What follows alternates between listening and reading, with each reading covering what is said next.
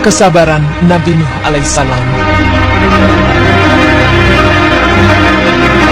Pemirsa beriman, sebagai seorang muslim, kita pasti mengetahui bagaimana kehidupan para nabi dan rasul di zaman dahulu. Ya, para nabi dan rasul tidak mudah dalam menyampaikan syariat dan perintah dari Allah Subhanahu wa taala menuju jalan kebenaran. Berbagai rintangan dan hambatan pun menjadi makanan sehari-hari di setiap langkah hidupnya. Bahkan para nabi dan rasul pun diuji oleh Allah Subhanahu wa taala dengan berbagai cemoohan dan hinaan dari kaumnya. Tetapi berkat kesabaran dan ketabahannya, para nabi dan rasul mampu melewati jalan-jalan yang berliku itu. Terdapat banyak kisah para nabi dan rasul yang dapat kita teladani kesabaran serta ketabahannya. Salah satunya dari kisah kesabaran Nabi Nuh alaihissalam dalam mengemban amanah dari Allah Subhanahu wa taala. Seperti apa kisahnya? Berikut pemaparannya. Nabi Nuh alaihissalam adalah salah seorang nabi yang mendapat gelar Ulul Azmi, atau nabi yang memiliki kesabaran lebih dibandingkan dengan nabi yang lain.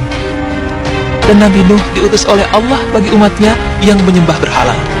Allah mengutus Nabi Nuh terhadap orang-orang kafir penyembah berhala untuk mengajak dan mengembalikan mereka kepada jalan yang benar serta ibadah yang benar, yaitu beribadah hanya kepada Allah dan tidak menyekutukannya. Maka Nabi Nuh pun berseru kepada para kaumnya seperti dalam firman Allah yang artinya, "Wahai kaumku, sembahlah Allah, sekali-kali tak ada Tuhan bagimu selainnya.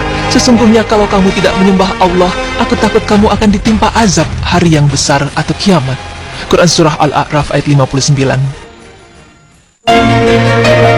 Nabi Nuh yang fasih dan tegas dalam kata-katanya, bijaksana dan sabar dalam tindakannya, dengan cara yang lemah lembut mengetuk hati nurani kaum-kaumnya. Tanpa lelah, Nabi Nuh mengajak kaumnya untuk kembali kepada Allah dengan berbagai macam cara. Siang, malam, secara sembunyi-sembunyi, secara terang-terangan, dan cara-cara lainnya juga telah ditempuh oleh Nabi Nuh. Tetapi, ternyata hanya sedikit sekali dari kaumnya yang dapat menerima dakwahnya dan mengikuti ajakannya. Karena kebanyakan mereka tidak mau beriman dan tetap berada dalam kesesatan, serta tidak mau berhenti menyembah berhala. Setiap kali Nabi Nuh menyeru kaumnya agar beriman kepada Allah dan memohon agar Allah mengampuni kaumnya justru memasukkan anak jari mereka ke dalam telinganya dan menutupi bajunya ke wajahnya. Bahkan mereka juga menampakkan sikap permusuhan kepada Nabi Nuh dan orang-orang yang beriman.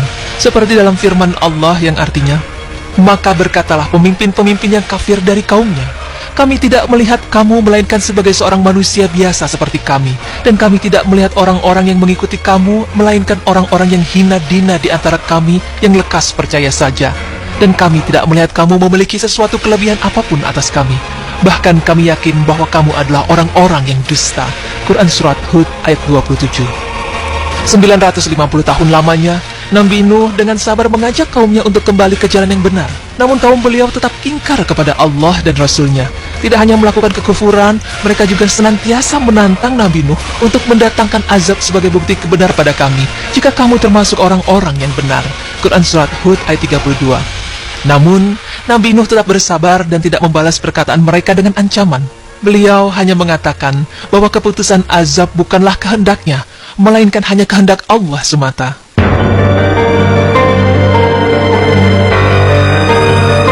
Sampai akhirnya, Nabi Nuh pun beranggapan bahwa kaumnya sudah melewati batas dan tidak mungkin mengikuti ajarannya.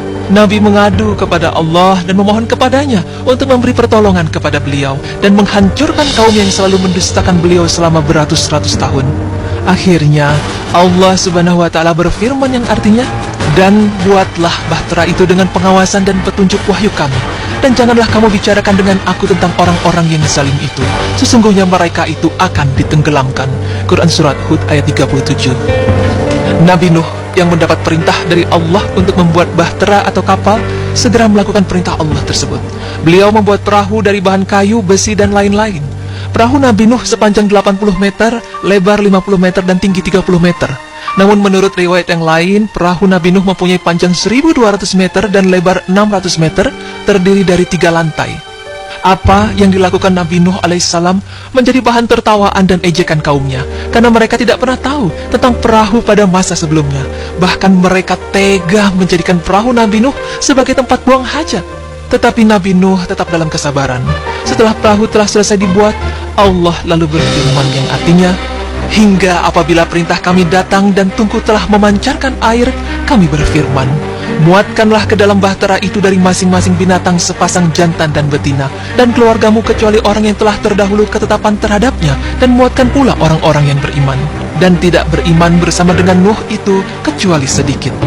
Quran Surah Hud ayat 40. Sesuai perintah Allah, Nabi Nuh menaikkan pengikutnya yang hanya berjumlah 80 orang, kecuali putranya yang bernama Kan'an yang tidak mau beriman. Pasangan berbagai macam jenis binatang juga dinaikkan.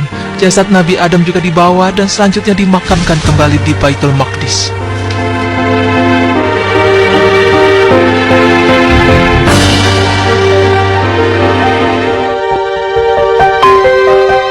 Saat semua sudah berada di atas perahu, Allah Azza wa Jalla menurunkan hujan dari langit begitu derasnya. Bumi memancarkan airnya, menenggelamkan semua yang ada.